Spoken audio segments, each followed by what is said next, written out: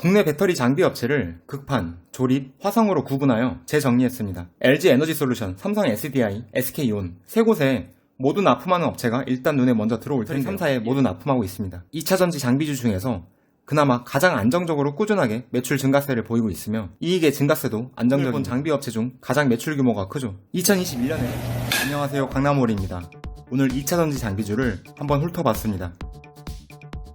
지금 보시는 표는 국내 배터리 3사 기준에 맞춰진 소재업체와 장비업체, 밸류체인 자료입니다. 이 화면을 스크린샷 찍어두시고 천천히 보시면 될 것 같고요. 오늘은 여기 장비업체에 집중을 하겠습니다. 장비업체는 크게 극판, 조립, 화성 공정으로 구분됩니다. 좀 더 자세히 봐볼까요? 사실 자세히 보면 더 어렵지 않나요? 저도 어렵습니다. 중요하다고 생각되는 부분만 짚고 넘어가겠습니다. 일단 여기 보이는 믹싱, 코팅, 드라잉, 솔번트 리커버리, 캘런더링, 슬리팅, 베큐um 드라잉 이 7단계가 전극 공정입니다. 전극 공정은 양극재, 음극재를 만드는 공정으로 양극 활물질과 음극 활물질에 용매 등을 섞어서 슬러리 상태로 만든 후에 코팅하는 공정이라고 하네요. 그리고 스태킹, 웰딩, 인클로징까지 이 3단계는 조립 공정입니다. 양극재, 음극재를 전기 용기에 삽입하고 셀로 조립하는 공정입니다. 각 극의 탭을 용접하는 노칭 공정 이후에 원통형, 각형, 파우치형에 따라 공정이 달라집니다. 끝으로 포메이션, 에이징 2단계가 화성 공정으로서 완성된 셀에 충방전을 가해 전기적 특성을 부여하는 공정입니다. 각각의 공정이 어느 정도 비중으로 중요할까요? 를 생각해 본다면 제조 공정별 캐펙스 구성 비율로 생각해 볼 수 있겠습니다. 전극이 31%, 조립이 17%, 화성이 30%를 차지합니다. 상대적으로 전극과 조립 공정 장비가 중요하겠죠. 그럼 조금만 더 자세히 봐볼까요? 극판 공정 또는 전극 공정은 중요한 부분이 믹싱, 코팅, 압연, 절단으로 구분됩니다. 시장 전망은 연평균 24% 성장을 보고 있습니다.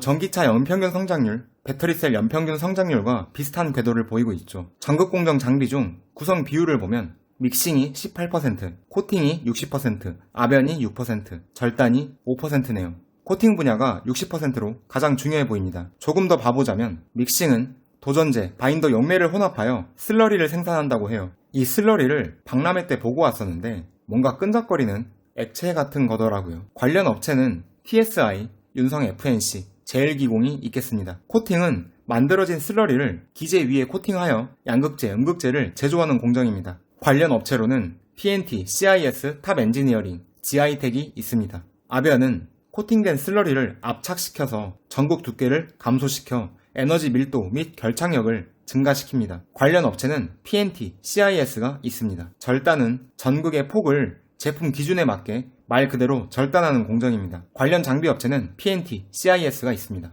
조립 공정은 2차전지 장비 캐파 중에 17%를 차지하는데 원형, 각형, 파우치형에 따라 공정이 달라진다고 했죠. 원형과 각형은 노칭, 와인딩, 웰딩 순서인 반면 파우치형은 노칭, 스태킹, 웰딩으로 이루어집니다. 각 공정과 설명은 한번 참고해 주시고 관련 기업들이 무엇이 있는지 한번 보시면 좋을 것 같습니다. 잠깐 스크린샷 해두면 두고두고 도움이 되실 것 같아요.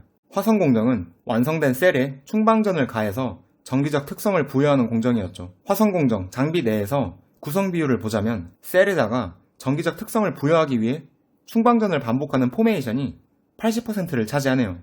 관련 기업은 원익-PNE, A-프로, 삼지전자, 하나기술이 있습니다. 에이징은 파인텍이 있습니다.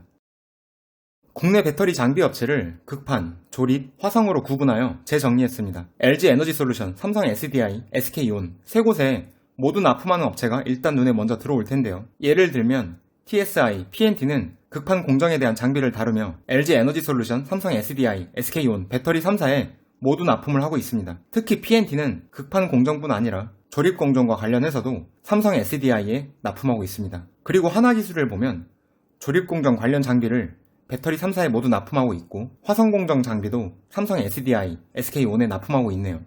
끝으로 원익-PNE를 보면 화성 공정 관련 장비를 배터리 3사에 모두 납품하고 있습니다. 여기 표에 보이는 국내 배터리 장비 업체 12개 회사의 실적을 한번 보겠습니다. 결론을 먼저 말씀드리자면 재미가 없으니까 한번 천천히 보시죠.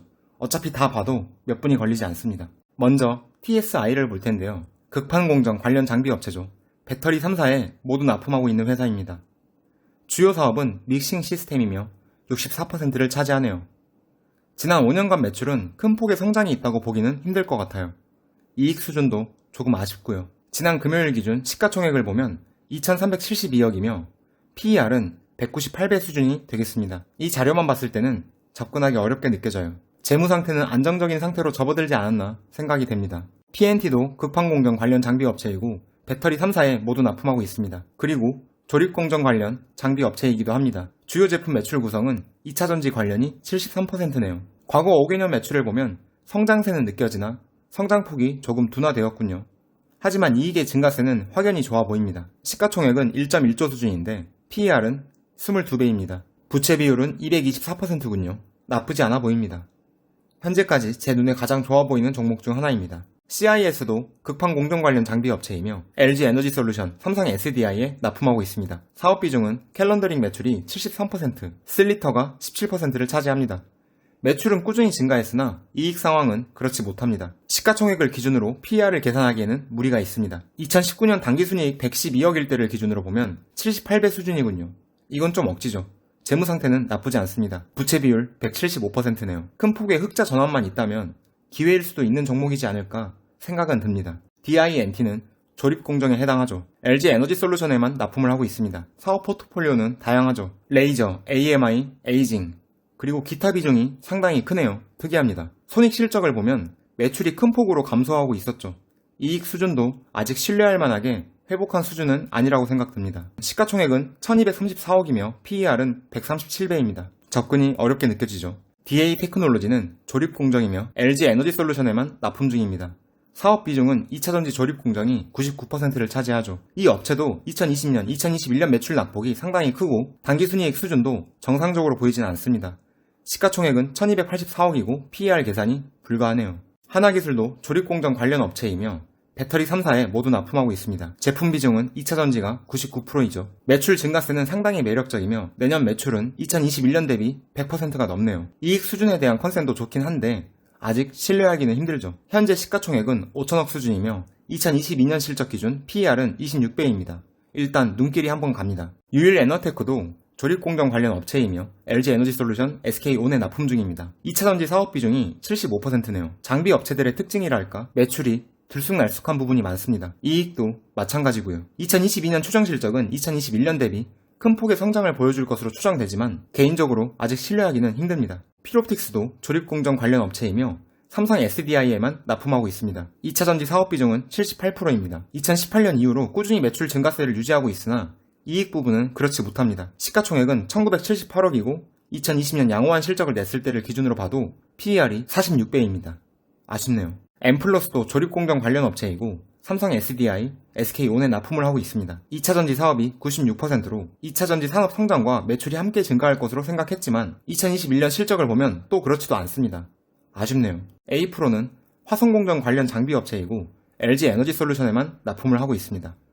매출의 증가세는 아직 보이지 않고 이익도 2021년에 적자를 냈네요. 원익 PNE는 화성공정 관련 장비 업체이고 배터리 3사에 모두 납품하고 있습니다. 2차전지 장비주 중에서 그나마 가장 안정적으로 꾸준하게 매출 증가세를 보이고 있으며 이익의 증가세도 안정적입니다. 시가총액 4,594억으로 2022년 실적을 기준으로 PER을 보면 21배 수준입니다. 부채 비율을 보더라도 2021년 기준으로 151%, 2022년에는 109%까지 전망되고 있습니다. 현재까지 본 종목 중에 가장 안정적이죠. 오늘의 마지막 종목, 삼지전자입니다. 삼성전자 아닙니다. 삼지전자입니다. 화성공정 관련 장비 업체고 삼성 SDI에만 납품을 하고 있습니다. 통신장비, 전자사업이 89%인데 여기에 2차전지 사업이 포함되어 있을 것이라 생각하고 있습니다. 오늘 본 장비 업체 중 가장 매출 규모가 크죠. 2021년에는 매출 2.5조를 달성했습니다. 하지만 이익률 수준이 너무 아쉽습니다. 2.4% 수준이니까요. 시가총액 2023억을 기준으로 PER이 3배 수준입니다. PER은 상당히 매력적이니까 일단 킵해놓고 좀 더 봐야겠습니다. 오늘 영상을 기반으로는 개인적으로 PNT, 하나기술, 필옵틱스, 원익 PNE, 삼지전자 정도가 눈에 들어왔습니다. 오늘 영상에서는 단순 과거 실적만 살펴본 것으로 앞으로의 주가 흐름을 파악하기에는 도움이 되지 않을 수도 있습니다. 그래서 다음 영상에서는 해당 종목들 중에서 선별하여 사업 분야와 수주 내역에 대해 조금 더 살펴보고 내용을 정리해 보려고 합니다. 오늘 2차전지, 배터리 장비주와 관련하여 더 살펴봤으면 하는 부분이 있다면 편하게 댓글로 남겨주세요. 참고하여 자료를 정리해 나가겠습니다. 오늘 영상 끝까지 봐주셔서 감사합니다. 구독과 좋아요는 자료 정리할 때 정말 큰 힘이 됩니다. 감사합니다.